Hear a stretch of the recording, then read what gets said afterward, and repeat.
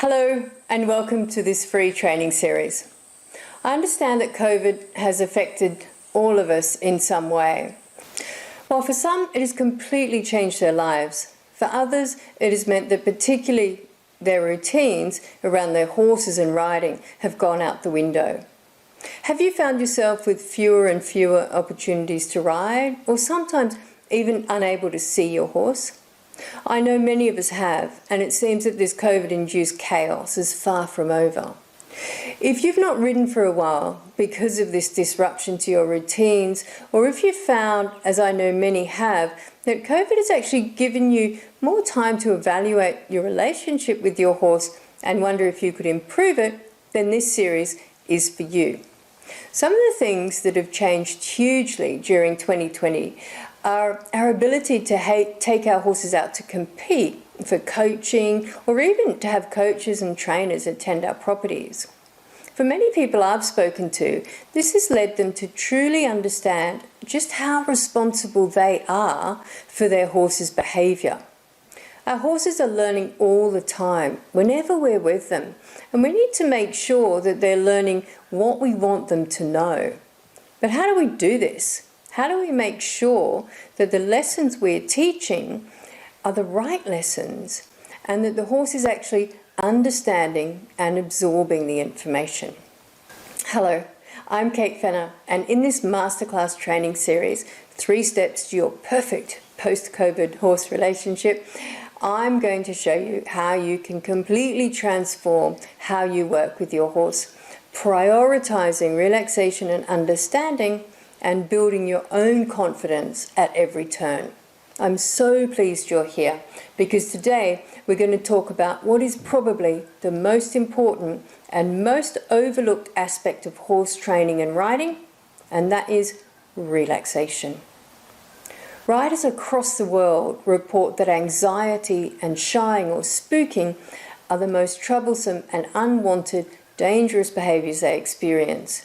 And many horses have now had a considerable amount of time off work because of COVID crisis, making this and the possibility of freshness or exuberance even more of a concern for riders. Further, as shying is often accompanied by a sudden change of direction and even more often a buck, it is the most likely behaviour to unseat a rider. Over the 3 decades that I've been coaching riders and training horses, correctly addressing relaxation has been the one missing ingredient that, when properly done, has immediately stopped shying and transformed both horse and rider in ways they never thought possible. Do you ever worry about jumping on and going for a ride when your horse has been off for a while? Is your horse sometimes scared of its own shadow? Do you worry about going out on the trail in case you come across something unexpected? Or do you just wish your horse was a little less anxious or would seem to trust you more? Have you ever wondered if you're not good enough or experienced enough for your horse and think you should send it out to a trainer to ride through it, or to teach it what it needs to know to be a safe and enjoyable ride? Or perhaps you think you just need a bit more confidence and that a horse that's maybe been there, done that. Look, if you answered yes to any of these questions, you're in the right place. In this masterclass, I'm going to explain how you can bring your horse back to work safely, and also why horses shy, why relaxation is the pivotal component of successful training and riding, and how you can get relaxation in your horse and yourself without having to send your horse out or get a trainer in to come and train it for you. In this first video, I'm going to explain how I came to realize the importance of starting with relaxation and the journey I took to get there. In the second video, we'll discuss the engagement zone and working your horse and riding in what I call the bubble. In video 3, we're going to use what we've learned to break a lesson down and teach your horse a really useful exercise. After this video, you'll be able to go out and teach this lesson yourself, and I know you're going to love it. And finally, in video 4, I'm going to give you a roadmap to show you exactly how you can do this yourself. The roadmap is going to show you how you can teach your horse to do anything you choose, using the building blocks we learn here.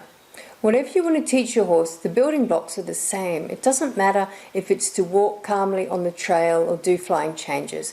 This masterclass will show you those building blocks and how to implement them by breaking everything down into simple steps to make learning fun and easy for both you and your horse. Stick with me, it's going to be great. So where did I start? It was this very lack of relaxation that first led me in my journey over 20 years ago to find a better way to train and ride my horses. My horse was big in stature, but sadly lacking in bravado. He wasn't too bad in the arena, but he would shy so much out on the trail that I barely ventured out with him at all. One day in Singapore, competing in a Rolex International Dressage competition, during my final ride of the program, a Kerr dressage to music event, I remember my Danish instructor yelling at me to pick him up. Don't let him change frame, as I left the arena, feeling like I was carrying around my 16 two-hand off-the-track thoroughbred somehow between my legs wrapped around him and my hands holding his head and neck in place. Now, we won this event, and it was a large international competition. But in her comments, the judge said, "Horse looks beautiful on the outside, but I fear ready to explode on the inside." And she'd hit the nail on the head. As I released the rein after the final salute and left the arena, I knew there must be a better way. A way of training that focused first and foremost with relaxation and self-carriage, where I didn't have to hold my horse together, where the horse understood and enjoyed the job, be it a dressage test, a jumping course, or a trail ride. And while I knew that I could leave the arena on a long rein with my horse, I also knew there was no way I could take this horse, with his current level of relaxation and understanding of what I was asking as a rider, out on a trail ride through the jungle next door to the competition venue, for example. Or perhaps I could have if I'd lunged him for 45 minutes first, but I didn't really want to exhaust my horse into submission. And that I still worried then, so what if I lunge him for 45 minutes today? Isn't he just going to be a bit fitter? And how do I know when he's tired enough not to shy at things? And surely tomorrow I'm just going to have to lunge him for longer. No, I needed to find a system to educate my horse and thus allow my horse to relax. A system that made sense to me so that I could teach it to my horse myself and not have to rely on someone else to train my horse for me. And so my journey began. Just a few weeks after that Rolex International competition, my family and I were due to move to the US. And one thing about the States that I did appreciate was the fact that there were so many great trainers to learn from. So I set about to find the right one to help me learn and grow in the direction that I wanted for myself and my horses. I set out exactly what I was looking for, and this is basically what it was. I wanted a horse that was relaxed and enjoyed what we were doing together, be it a competitive riding, pleasure on the trail, or just spending time together on the ground. I knew I still wanted to compete, but also I knew that I spent 8 hours a day with my horses, and I was the only person at the time in Singapore that rode and competed in dressage, show jumping and polo, which were the only 3 disciplines on offer at the time. I also wanted a horse that didn't spook or shy, a predictable horse, that I didn't feel that I was taking my life into my hands every time I mounted, or that I had to lunge before I rode just to take the edge off. I understood that to get relaxation, I needed the horse to truly understand and be obedient to the cues I was given. I always found that much of what I was told by dressage instructors rather confusing and hard to define, like what is a good contact? And how can you see or feel inside leg to outside rein? And if you're using those things, when does the horse get a release of pressure? Another one's the half halt. Ask 10 different instructors to define a half halt and give you the cues and reasons for using it, and you'll get 10 different answers. No wonder I had difficulty explaining that to my horse if I didn't really understand it myself. And surely Do I really need to rebalance my horse or tell him something's about to happen when I'm riding? Shouldn't my horse always be engaged with me as a rider and director of the energy? Really, particularly when I'm training something specific, I want my horse to always be in that place mentally. I call it the engagement zone, or the bubble of communication, where the horse is in self-carriage and waiting for a signal from me to change something. I shouldn't need to wake him up first or rebalance him first, right? I wanted to be more confident as a rider, but understood this would first mean that I needed a more confident horse. Confidence is a funny thing, and we talk about rider confidence a lot, but what is it really? I like to define it as knowing what might happen next. Now, we can't always know exactly what might happen. I was riding in the arena not long ago, and a kangaroo came out of nowhere, hopped over the fence right in front of my stallion, across the arena, and out the other side of B. Did my horse react? No, other than raising its head towards and watching the path of the kangaroo and then out of the arena. It didn't really react at all, and we're going to talk about why he didn't react later in this masterclass. So confidence comes from knowing what might happen next. For the horse, confidence comes from understanding the cues and signals we use as riders, the correct use of combined reinforcement, breaking lessons down into manageable chunks, building on strong foundations, and teaching using clear, repeatable patterns. This will build a confident horse, and once I have that, I too can have confidence as a rider because my horse then becomes more predictable. I know what might happen next. Of course, the biggest and most important element of building rider confidence is training your own horse. And this is what this masterclass is all about. Showing you how you can train your horse using really simple step-by-step methods that are going to skyrocket your riding confidence. And don't worry, it's not a breathing exercise or a relaxation technique or wishful thinking. It's evidence-based training that is both ethical and sustainable, that you and your horse will love, and it's the missing piece of the jigsaw, if you're anything like me, you've been searching for. After arriving in the States, I quickly started investigating trainers. There were a lot on offer, ranging from those slavishly following the German training scale to those talking about magic and harmony. But very few met my selection criteria. John and Josh Lyons were the exception. There was no magic promise here. John Lyons only spoke about conditioned response, which is a learning theory term used to describe how you teach and how the horse learns during training. At the turn of the century, John was streets ahead of his time, and he was the answer that I'd been looking for. Understand how the horse learns and how to break a lesson down so that you build confident and relaxed horses. This was gold, and I knew that I had to do his course. Naturally, this was the most involved and lengthy course available, and I ended up bringing a horse from Australia and another retired Argentinian polo pony from Singapore, both over to Colorado for 8 months while I completed my training with John and Josh Lyons. What an incredible experience it was. It was just amazing in every way. I then moved to the UK, just outside Sevenoaks in Kent, and set up Equine Perfection, where I adapted everything I'd learned in Colorado to the horse rider population in England.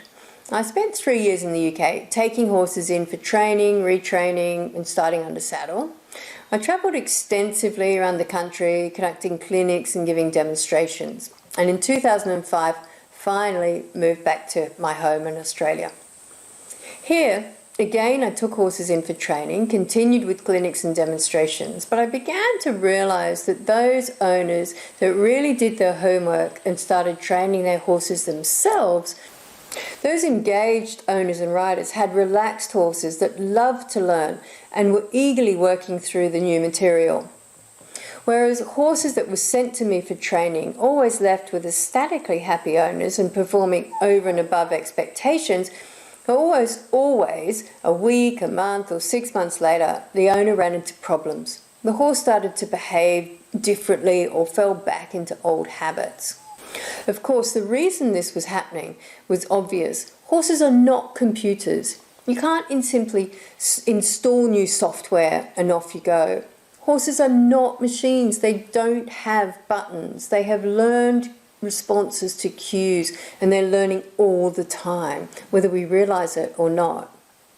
Those riders that hadn't trained their own horses didn't understand how their horses had learned the lessons, and thus they didn't see things going wrong right at the beginning when the horse started trialing new responses.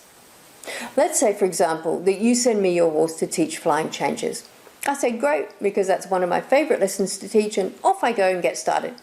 Your horse has a good walk, trot and canter, but carries his head quite high in the canter, finding it difficult to sort of relax and lift his back, which is going to make the movement more difficult. And maybe the reason your horse is only changing in front and not behind when you ask for a flying change. No problem. I'll begin with teaching give to the bit. To teach the horse about self-carriage, softness in the bridle and frame, I'll then go on to teach shoulder control, because I need to be able to stop the horse's shoulders moving before I teach hindquarter control. The flying change comes from the hindquarters, so that's what I need to be able to control. Finally, I teach hindquarter control and lateral work so that I'll have a good pattern to use to teach the flying changes.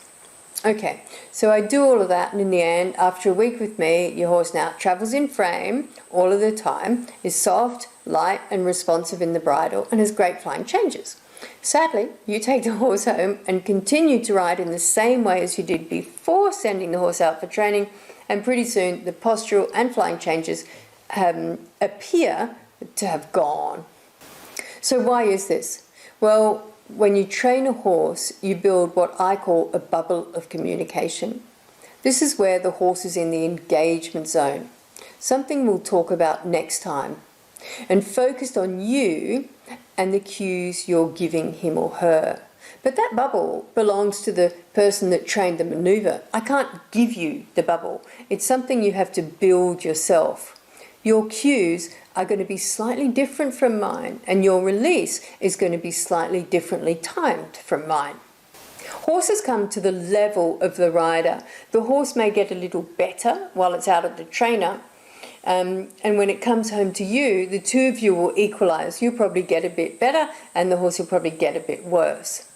But the horse won't make you better, and that's an important thing to realize here, is that the horse is not your teacher, you're the horse's teacher. So it doesn't work like that. It's not the horse's responsibility to train you, it's your responsibility to train the horse.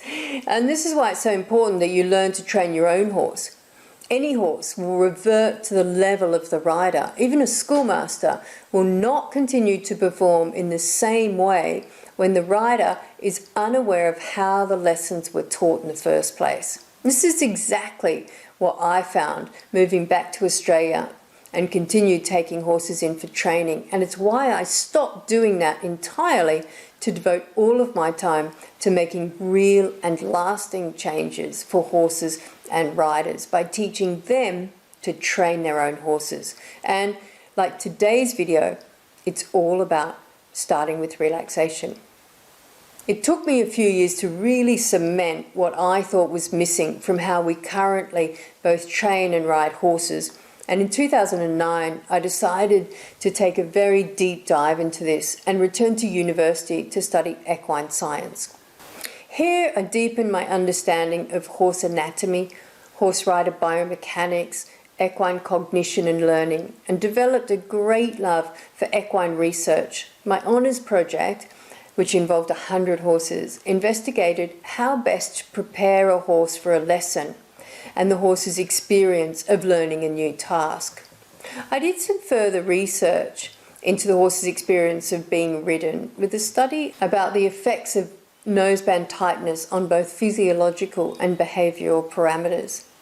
All of this led me in 2017 to enrol in a PhD in ethical equitation with the University of Sydney's Veterinary Science faculty.